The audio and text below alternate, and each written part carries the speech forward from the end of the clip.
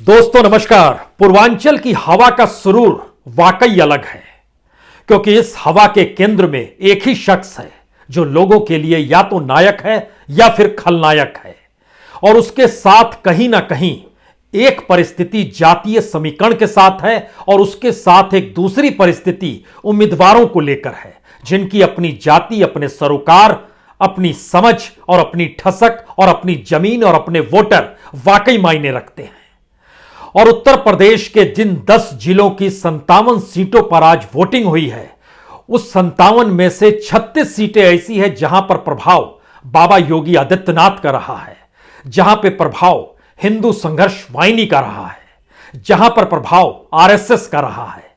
लेकिन बावजूद इसके पूर्व की हवा अपने तरीके से बहती हुई दिखाई दी और पहली बार यह भी नजर आया कि आप मायावती को कहीं भूल तो नहीं गए हैं, क्योंकि कुछ जिलों में उम्मीदवारों के आसरे जो समीकरण उभर कर आए और वोटिंग पैटर्न ने दिखला दिया कि कुछ जिलों में त्रिकोणीय मुकाबला भी है। इस त्रिकोणीय मुकाबले का मतलब लाभ किसे मिलना होता है, इसकी चर्चा जरूर होगी। लेकिन पहले यह समझ लीजिए, जब मुकाबला त्रिकोणीय होता है तो आपको सिर्फ 35% ही वोट चाहिए, अन्यथा आपको 40% वोट चाहिए।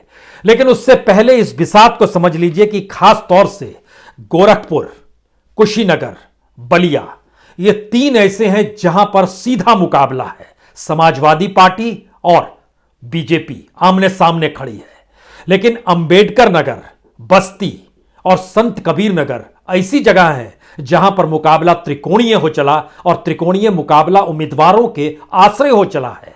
यानी उनकी अपनी पहुंच ठसक बड़ी मायने रखती है और उसने रोचक बना दी है पूर्वांचल की इस हवा को लेकर।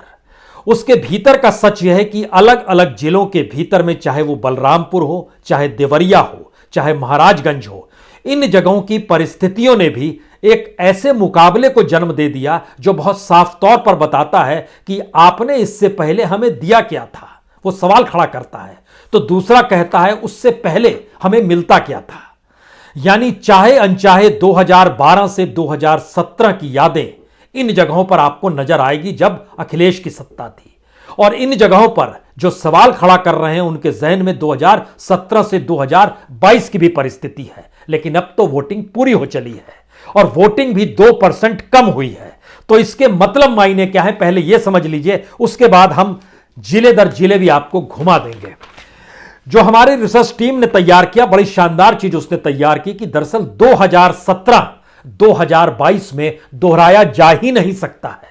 यानी यह कोरी कल्पना है कि जो सीटें जीती थी बीजेपी ने और जितनी बड़ी तादाद में 2017 में जीती थी वह दोबारा जीत सकती है, यह पहले ही हमारी रिसर्च टीम ने बहुत साफ तौर पर कर दिया। यह इम्पॉसिबल है। और इम्पॉसिबल की सबसे बड़ी वजह यह है, एक चीज जहन में रखिए, बीजेपी ने बड़ी लंबी छलांग लगाई थी 2012 से 2017 में। उसके पास लगभग 22% वोट एक झटके में आ गए थे।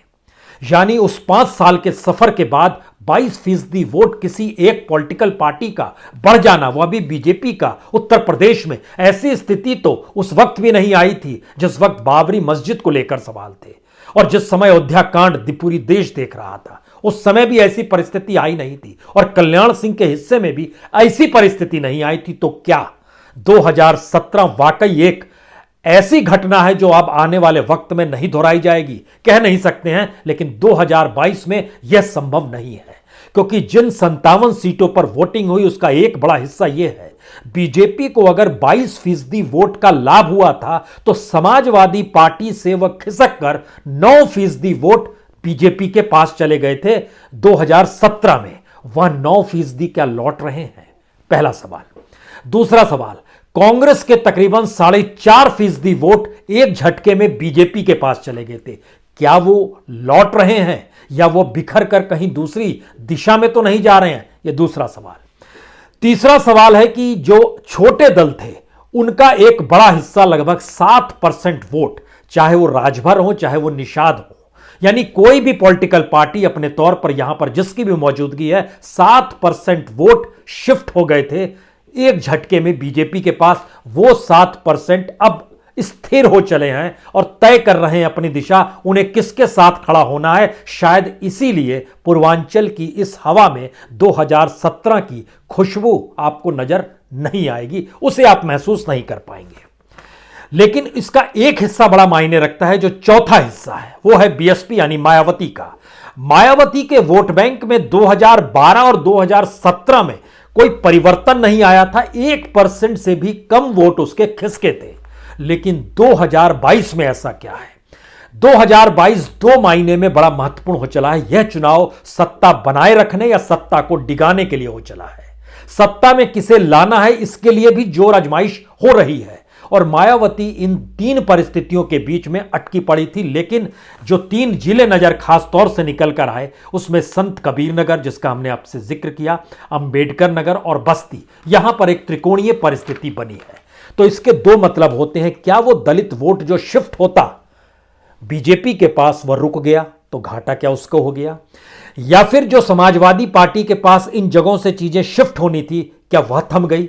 और इसके बाद त्रिकोणीय मुकाबले की परिस्थिति में पुरानी परिस्थिति दोबारा लौटकर आ गई 2012 वाली। क्या यह स्थिति आ सकती है? क्योंकि 2012 को जब जब आप याद करेंगे तो एक चीज समझिए, उस समय समाजवादी पार्टी 32 सीट जीती थी, वो एक झटके में 2 सीट पर आ गई।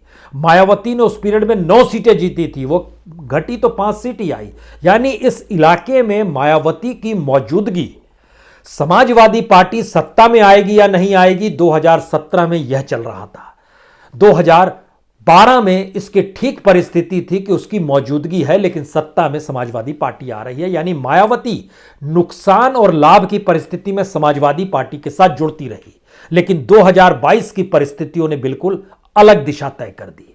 लेकिन इन तीन जिलों का भी जिक्र हो उससे पहले हमें लगता है ये बातें जब साफ हो गई, तो अगला सवाल यह है कि ये जो 9% वोट वापस समाजवादी पार्टी के हिस्से में आएगा, जो कि आ सकता है, तो क्या यह परिस्थिति दोबारा उसको 30% तक पहुंचा देगी, या 30% से भी मामला नहीं बनेगा? और जो अन्य थे, जो छोटे दल थे, उसमें खास तौर से राजभर उनके साथ है, जो एक बड़ी ताकत के तौर पर इस इलाके में उनकी मौजूदगी मानी जाती है, वह वोट भी लगभग 2 से 3% जो बिखरा हुआ है वह भी साथ आ जाएगा। क्या 33% वोट इस इलाके में हो गए?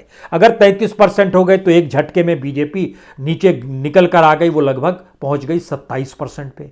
अगला सवाल कांग्रेस का था। कांग्रेस अगर सत्ता में नहीं जा रही है तो कांग्रेस का वोट बैंक क्या बढ़ रहा है? और वोट बैंक क्या उत्तर प्रदेश के चुनाव में इस परिभाषा के साथ बढ़ रहा है कि आप सत्ता में आए या ना आए, हम आपके साथ खड़ेंगे? या यह कहा जा रहा है कि आपने बात ठीक की, लेकिन यह मौका सत्ता बदलने और सत्ता बनाने का है, तो इस बार आपके साथ नहीं? वो कौन सा संदेश है? हमें लगता है इसकी शुरुआत बीजेपी से करें, इसकी शुरुआत बलिया से करें। क्योंकि बलिया इसलिए बड़ा महत्वपूर्ण है क्योंकि बलिया की एक सीट से हम जिक्र करते हैं, जिससे आपके सामने बलिया की एक परिस्थिति साफ होगी।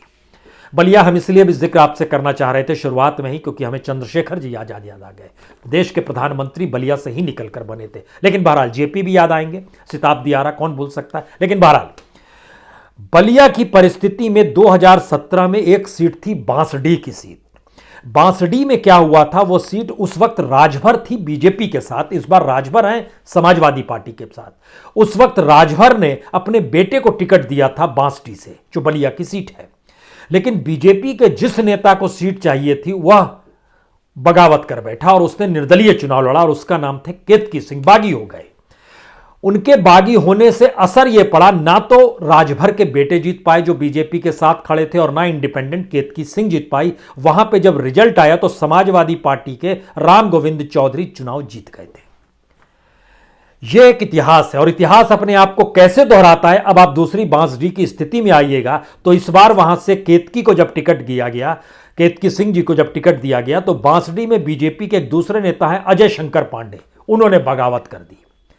बलिया में बांसडीह पर बीजेपी का नेता बगावत करता है, फेफना में बीजेपी का नेता अवलेश सिंह बगावत करते हैं, बलिया नगर में बीजेपी के नेता जितेंद्र तिवारी बगावत करते हैं, और बोरिया में बीजेपी के एमएलए जो सिटिंग थे सुरेंद्र सिंह, वह बगावत करते हैं। मतलब समझिए कि 7 में से 4 सीटों पर बीजेपी को बगावत का सामना करना पड़ा है। जवाब मिल गया आपको या नहीं मिला? जवाब नहीं मिला तो इसका अगला सवाल यह है कि इस बार केतकी सिंह बांसडीह में है, सामने वही राम गोविंद चौधरी हैं जो केतकी सिंह की वजह से उनके बागी होने पर जीत गए थे। इस बार उनके खिलाफ फिर बीजेपी का दूसरा बागी हो गया है। और जब आप परिस्थिति में देखिएगा तो बीएसपी यहां पर रसरा सीट एकमात्र जीती थी और समाजवादी पार्टी बांसडीह जीती थी। दोनों सीटें जीतने की परिस्थिति उस दौर में हवा जो बन रही थी उसमें जातीय समीकरण ने रसरा में काम किया था और वहां पर परिस्थिति बांसडीह में अलग थी। लेकिन अगला सवाल यह है कि बेलथारा रोड, सिकंदरपुर और फेफना, इन 3 जगहों पर सांसें फूली हुई हैं बीजेपी की। तो क्या बलिया नगर से मैसेज, जो बागियों का मैसेज है, वो धीरे धीरे आगे बढ़ रहा है और बीजेपी की मुश्किल यह हो गई कि उसके जो समीकरण छोटे दलों के साथ थे वह वोट भी शिफ्ट ऐसी परिस्थिति में होंगे या नहीं होंगे, यह एक अगला सवाल है। बलिया की 7 सीटों में से 4 से 5 सीट बीजेपी के लिए मुश्किल सवाल है और इस मुश्किल सवाल का जवाब आपको मिलेगा अंबेडकर नगर और बस्ती में, जहां पर मुकाबला त्रिकोणीय है। अंबेडकर नगर में बीएसपी 3 सीटें जीती थी एक वक्त में और वहां पर बीजेपी 2 सीट जीती थी और बस्ती में तो 5 सीट पिछली बार जीत गई थी। लेकिन त्रिकोणीय मुकाबले का मतलब बहुत साफ तौर पर यह है, जैसे बस्ती की सीटों का हम यहां पर जिक्र करेंगे, जो हरैया की सीट है वो बड़ी मायने रखती है क्योंकि यहां पर अजय सिंह सामने खड़े हैं और सामने त्र्यंबकनाथ समाजवादी पार्टी के पास है। कप्तानगंज, रुदौली, बस्ती सदर, महादेवा, इन 5 सीटों में से मुकाबला के 3 सीटें जो हैं खासतौर से बीएसपी सामने आकर खड़ी हो गई है, वो बस्ती सदर में और महादेवा जो सुरक्षित सीट है यहां पर बीएसपी त्रिकोणीय मुकाबले के साथ आ गई है। कौन जीतेगा कहना मुश्किल है, लेकिन त्रिकोणीय मुकाबला बतलाता है कि स्थिति में कौन बेहतर होगा अगर वोट शिफ्ट बीजेपी के पास नहीं हो रहा और बीजेपी अपनी परिस्थितियों में यहां पर अगर उलझी हुई नजर आती है। और एक हिस्सा और आपको बताना भूल गए थे, हमको लगता है उसका जिक्र भी तुरंत कर देते हैं, क्योंकि 2012 से 2017 में जब हम वोट परसेंटेज शिफ्ट कर रहे थे तो 9% समाजवादी पार्टी का था, 4.5% कांग्रेस का था, 7% लगभग अदर्स जो छोटे दल थे उनका था। इनको भी मिला दीजिएगा तो लगभग 20% होगा। उसके अलावे 2 से 3% जबरदस्त वोटिंग का इजाफा हुआ था, जो कि 2012 से ज्यादा वोट पड़े थे 2017 में। इस बार वो वापस लौटकर 2012 की परिस्थिति में आ गए हैं। तो वह जो वोट बैंक था, हालांकि बीजेपी कह रही है कि हमारा वोट बैंक घरों में नहीं कैद है बल्कि यह समाजवादी पार्टी का है, क्योंकि वोट तो निकलते हैं हराने के लिए, लेकिन 2017 में वोट निकले थे जिताने के लिए। तो अपनी अपनी परिभाषा है, लेकिन वोट परसेंटेज कम होने का नुकसान सत्ताधारी को इन क्षेत्रों में होगा, क्योंकि 36 सीटों पर प्रभाव बाबा का है और बाबा ही केंद्र में है, पूर्वांचल की राजनीतिक केंद्र में है। चुनाव में वोट किसको दे या नहीं दे यह मैटर कर रहा है। इसी तरीके से अंबेडकर नगर की जो सीट है, उस अंबेडकर नगर की सीट पे जब आप जाएंगे तो अकबरपुर की सीट जैसे देखिए, राम अचल राजभर 2017 में बीएसपी से जीते थे, अब समाजवादी पार्टी में है। कटिहारी की सीट लालजी वर्मा 2017 में बीएसपी से जीते थे, अब समाजवादी पार्टी के साथ हैं। यह कटिहारी और अकबरपुर की परिस्थिति बताती है कि इन उम्मीदवारों के अपने तालमेल, अपने वोटरों को लेकर और समाजवादी पार्टी से मिलकर क्या उस हिस्से तक पहुंच सकते हैं जिस तरीके से बीजेपी का वोट बैंक शिफ्ट हुआ था। यहां पर एक सबसे बड़ी बात यह है कि अंबेडकर नगर में भी बीएसपी की मौजूदगी यानी मायावती की मौजूदगी 2017 में बहुत खुले तौर पर थी। 2022 में वो जरूर नजर आ रही है, लेकिन मायावती के जरिए नहीं, उम्मीदवारों के जरिए नजर आ रही है। उम्मीदवारों की अपनी पकड़ उस इलाके में क्या है, यह बड़ा मैटर कर रहा है। तो मैसेज अंबेडकर नगर और बस्ती का बहुत साफ तौर पर है कि इन जगहों पर उम्मीदवार अपनी पहचान और अपने वोट बैंक को क्या जोड़ लेगा, जब एक हवा चल रही है कि इन्हें हटाना है या इन्हें बनाए रखना है। जब आप सिद्धार्थनगर पहुंचते हैं तो सिद्धार्थनगर की 4 सीट बीजेपी के पास, वो आप ध्यान दीजिए तो कपिलवस्तु, बांसी, 1 सीट अपना दल के पास थी जो कि सोहरागढ़ की सीट थी। उस समय बीजेपी के साथ ही अपना दल, दोनों आज भी साथ ही हैं, यानी 5 सीट जो थी सिद्धार्थनगर की बीजेपी के पास है। लेकिन यहां पर हमें डुमरियागंज का जिक्र करना पड़ेगा, क्योंकि डुमरियागंज में राघवेंद्र प्रताप जो हैं बीजेपी की टिकट से जो लड़ रहे हैं, ये हिंदू युवा वाहिनी के प्रभारी हैं।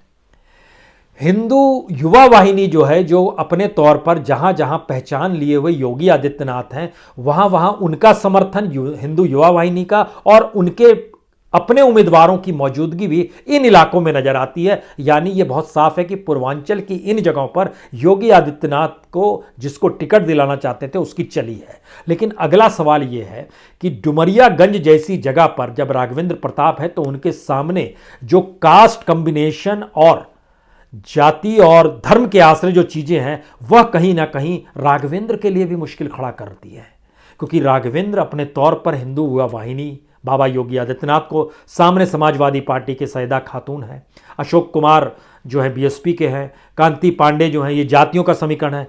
ये वोट बंटता है क्या जो ठाकुर और ब्राह्मणों का चक्कर था? इस स्थिति में ये बड़ा महत्वपूर्ण है। दूसरी बड़ी बात यह है कि यहाँ की एक इटवा सीट है। इटवा सीट पे जो शिक्षा मंत्री हैं इस समय राज्य के, सतीश चंद्र द्विवेदी, वह चुनाव लड़ रहे हैं और उनके सामने माता प्रसाद पांडे जो कि समाजवादी पार्टी के और पूर्व विधानसभा अध्यक्ष, उनको पिछली बार हार का मुंह देखना पड़ा था। इस बार की परिस्थिति ने ट्विस्ट लिया है, क्योंकि सबको यह लगने लगा है इस सीट पर कि शायद अखिलेश यादव आ जाएंगे तो माता प्रसाद का महत्व कहीं बढ़ जाएगा और उसके जरिए हमारे इलाके का महत्व बढ़ जाएगा। यानी एक मैसेज ये भी है, आप जिसे जिता रहे हैं वो सत्ता की कुर्सी तक पहुंचेगा या नहीं पहुंचेगा तो हमारा काम नहीं होगा। यह भी एक सवाल इन इलाकों में रेंगता है और शायद इसीलिए त्रिकोणीय मुकाबले सिर्फ उम्मीदवारों के भरोसे है, पार्टी के भरोसे नहीं है। जहां जहां हमने जिक्र किया है, बांसी की सीट है जहां पर जयप्रताप सिंह हैं और समाजवादी पार्टी के नवीन हैं, राधेश्याम बीएसपी के हैं, किरण शुक्ला, यहां पर बहुत सीधा मुकाबला है। कपिलवस्तु में बहुत सीधा मुकाबला है, सोहराबगढ़ में बहुत सीधा मुकाबला है। ये बहुत सारी चीज़ें दिखलाती हैं कि सिद्धार्थनगर की परिस्थिति भी 2017 को दोहराने के लिए तैयार नहीं है। देवरिया में बाबा का बड़ा मान सम्मान है और देवरिया की जो तमाम 7 सीटें हैं, इन 7 सीटों में अगर आप ध्यान दीजिए तो 2 सीट का जिक्र करने की ज़रूरत है, क्योंकि एक जर्नलिस्ट भी चुनाव लड़ रहे हैं देवरिया से, शलभ मणि त्रिपाठी योगी के आप सलाहकार कहिए, पत्रकार के तौर पर। उन्होंने बाबा के आश्रय ही वो चुनाव मैदान में हैं और वहाँ पर अजय प्रताप सिंह उनके सामने खड़े हैं। क्या ये मुकाबला शलभ मणि त्रिपाठी के पक्ष में इसलिए है क्योंकि बाबा का साथ है? यह एक स्थिति है कि बाबा के साथ वो शख्स है जो पत्रकार के तौर पर मौजूद रहा, तो लेकिन वो पत्रकार है, यह भी हिस्सा कहीं ना कहीं इस इलाके में जुड़ ही जाता है। उनका अपना बड़ा मान सम्मान है, इससे कतई इनकार नहीं है, लेकिन जातीय समीकरण में शलभ मणि त्रिपाठी फंस जाते हैं। वो ब्राह्मण के तौर पर हैं और समर्थन जो है बाबा योगी आदित्यनाथ का, वो ठाकुर हैं। सामने समाजवादी पार्टी के अजय प्रताप सिंह खड़े हैं, वो ठाकुर के तौर पर हैं। ब्राह्मणों में कहीं एक परिस्थिति है कि उम्मीदवार को दें या पार्टी के हिस्से में जाएं, यह भी उलझन है ठाकुर ब्राह्मणों के बीच में। लेकिन बाकी जातियों की मौजूदगी बहुत साफ बताती है कि रास्ता आसान नहीं है, और ये रास्ता आसान बीजेपी के जो पूर्व अध्यक्ष और सरकार में मंत्री हैं सूर्य प्रताप शाही, उनके लिए भी नहीं है, जो पत्थरदेवा से चुनाव लड़ रहे हैं, जिनके खिलाफ ब्रह्मशंकर त्रिपाठी खड़े हैं। यानी ध्यान दीजिएगा तो उम्मीदवारों का चयन जाति की परिस्थिति को देखकर किया गया। उम्मीदवार अपनी जातीय परिस्थिति और पार्टी की जो अपनी भूमिका, जो उनकी अपनी पहचान है, वह वोट अगर जुड़ जाते हैं, यह एक नई परिस्थिति बनी है। इससे पहले यह सिर्फ फायदा बीएसपी के साथ था, मायावती के साथ था। वहां कहा जाता था कि बीएसपी का अपना वोट बैंक तय है, आप अपना वोट बैंक लेकर आइए और चुनाव जीत जाइए। इसी एवज में बीएसपी के साथ लोग जाते थे। लेकिन इस बार का चुनाव इसलिए अलग रास्ते चल पड़ा है क्योंकि यहां पर जो सत्ता में कौन आ रहा है यह महत्वपूर्ण हो गया। यानी कोई उलझन नहीं है। 2017 में भी उलझन थी, 2012 में भी उलझन थी, 2007 में भी उलझन थी, 2022 में उलझन नहीं है कि सत्ता में किसके साथ हमें खड़े होना है तो हम सत्ता तक पहुंच जाएंगे। यह उलझन त्रिकोणीय मुकाबले से दूर चली जाती है और शायद वोटरों के भीतर के इतने सवाल और इतने मुश्किलात हैं कि वो बार बार खिसक कर कैंडिडेट्स को ज़्यादा से ज़्यादा देखती है, अन्यथा सत्ता को हटाने या बनाने की दिशा में चली जाती है। कुशीनगर की सीट, कुशीनगर में 7 सीटें हैं और 5 सीट बीजेपी जीती थी, कांग्रेस 1 जीती थी, तमकुही राज 2000 और जो राजभर है उनके पास भी 1 सीट आई थी रामकोला की। लेकिन इस वक्त की परिस्थिति क्या है? इस वक्त की परिस्थिति में खास तौर से जो फाजिल नगर है, जो फाजिल नगर का जिक्र इसलिए करने की ज़रूरत है क्योंकि यहाँ से पंडरौना के जो एमएलए थे स्वामी प्रसाद मौर्य, वो पंडरौना से नहीं लड़ रहे हैं। पंडरौना की पहचान आरपीएन सिंह के साथ जुड़ी हुई है। आरपीएन सिंह कांग्रेस से निकल कर आए, उनकी भी साख दांव पर लगी हुई है कि उनका कितना प्रभाव है इस इलाके के भीतर में, तो पंडरौना में मनीष कुमार को बीजेपी ने टिकट दे दिया और बीजेपी ने टिकट दिया वहां पर स्वामी प्रसाद मौर्य की जगह, और स्वामी प्रसाद मौर्य पंडरौना छोड़कर फाजिल नगर चूंकि चले गए तो बीजेपी ने उनके खिलाफ कुशवाहा को खड़ा किया, सुरेंद्र कुशवाहा। सवाल यह है कि ऐसे में ना पंडरौना है ना फाजिल नगर है, यह दावा स्वामी प्रसाद मौर्य भी अगर जीतेंगे तो बहुत कम वोट से जीतेंगे। एक यह इतनी टक्कर स्थिति ऐसी है कि आप कल तक पंडरौना में थे, आज उठकर यहां आ गए, जातीय समीकरण आपके अनुकूल हो जाएगा क्या, यह भी एक सवाल था। लेकिन इसके अलावे जो खड्ड की सीट है, जो कुशीनगर की, जो जिसमें पीएन पाठक और राजेश प्रताप राव हैं, यह भी मुकाबला तगड़ा हो चला है। और इसमें हमको लगता है एक तमकुही राज का जिक्र इसलिए करना चाहिए क्योंकि कांग्रेस के जो प्रदेश अध्यक्ष हैं अजय कुमार लल्लू, वो यहां से चुनाव जीतते आए हैं और उनके खिलाफ बीजेपी ने असीम कुमार को खड़ा किया, समाजवादी पार्टी ने उदय नारायण को खड़ा किया। यह सीट जो है पहली बार असल परीक्षण इसी बात को लेकर है कि तमकुही राज में 2012 हो 2017 हो अजय कुमार लल्लू चुनाव जीते हैं। और अजय कुमार लल्लू को लेकर एक बड़ा सवाल इस इलाके में पहली बार यह है कि आपको चुनाव जिताया जाए या ना जिताया जाए, यह एक अजीबोगरीब परिस्थिति है। यानी पहली बार वह एमएलए जो जीतता आया किसी भी कालखंड में, इस कालखंड में यहां का मैसेज है कि सत्ता पे बाबा को बने रहने देना है या हटा देना है। हटा देने में आपका योगदान आपको जिताने भर से होगा। और समाजवादी पार्टी तो ये एक त्रिकोणीय मुकाबले की परिस्थिति में लाकर खड़ा कर देता है। यानी इससे पहले जो 50,000 के लगभग वोट जो मिल जाते थे, ये उसमें कहीं अब बड़ी गिरावट आएगी अगर अजय कुमार लल्लू चुनाव जीतते हैं तो भी, लेकिन उनका पलड़ा भारी है, इससे इनकार नहीं किया जा सकता है। हमने देवरिया का भी जिक्र आपके साथ किया। देवरिया के साथ हमको लगता है एक जिक्र जरूर होना चाहिए, अंबेडकर नगर, देवरिया। और एक हमारी रिसर्च टीम ने बड़ा शानदार काम किया है गोरखपुर को लेकर। गोरखपुर का जिक्र यहाँ पर इसलिए बड़ा महत्वपूर्ण है क्योंकि गोरखपुर की 9 में से 6 सीट फंसी हुई है। 6 सीट फंसने का मतलब क्या होता है? 6 सीट फंसने का मतलब होता है कि बाबा गोरखपुर सदर के केंद्र में हैं, उनकी अपनी सीट में उनके सामने जो ब्राह्मण कैंडिडेट खड़ी हुई हैं, जिसको समाजवादी पार्टी ने टिकट दिया है, जिनके पति जो थे वो बीजेपी में हुआ करते थे, उनको लेकर ब्राह्मण और ब्राह्मणों के वोट में तो कहीं ना कहीं बिखराव आ गया। ये बहुत खुले तौर पर नजर आया।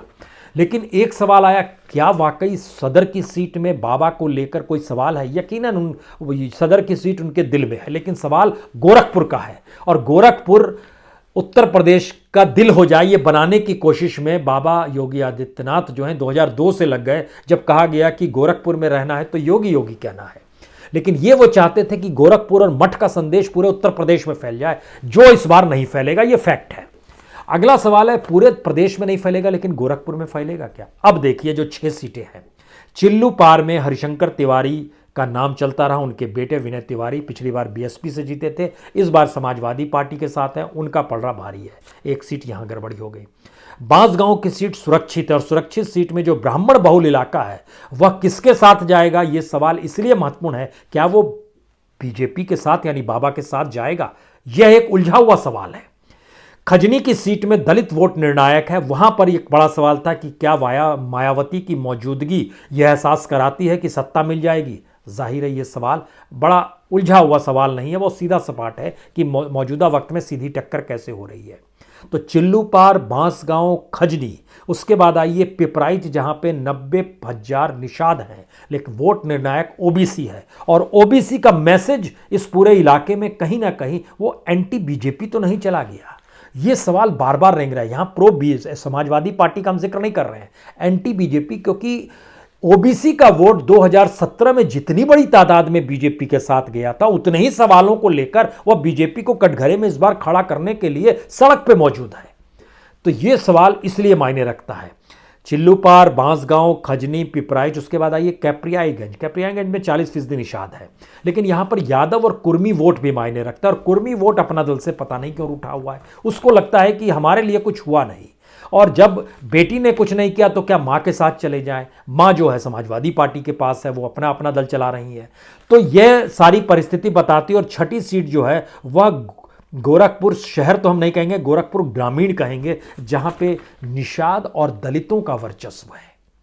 तो गोरखपुर की 9 में से 6 सीटों को लेकर अगर सवाल है तो आखिरी सवाल सबसे बड़ा यही है कि पूर्वांचल की हवा के केंद्र में बाबा योगी आदित्यनाथ की मौजूदगी है, लेकिन जो नायक मानते हैं उनकी तादाद और जो खलनायक मानते हैं उनकी तादाद, अगर इसे भी आप बराबर मान लें तो अगला सवाल बहुत साफ तौर पर आता है कि ब्राह्मण किधर जा रहा है।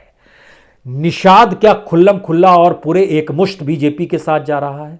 जो राजभर है उसकी क्या परिस्थिति जुड़ी हुई है? जो कुर्मी है उसकी क्या परिस्थिति जुड़ी हुई है? ये सारी परिस्थितियां बहुत खुले तौर पर बताती है कि जो छोटे छोटे समुदाय हैं वह किस दिशा में जाएंगे। बीजेपी अपने तौर पर दावा जरूर करती रही कि हमारे पक्ष में आएंगे, लेकिन कुछ सवाल यहां पर पहली बार उठे कि राशन क्या हम भीख के आधार पर हैं? ये पूर्वांचल से ही मामला उठ सकता है, शहरों में ऐसा मामला नहीं उठता है। ग्रामीण और ग्रामीण में भी संघर्ष की जमीन से यह मामला है कि राशन क्या भीख पर टिकी हुई परिस्थिति तो नहीं है, लेकिन कहीं उससे बड़ा सवाल यह है जो इस पूरे पूर्वांचल के भीतर के इन 57 सीटों पर नजर आया, युवाओं का वोट और छात्रों का वोट बीजेपी के खिलाफ है।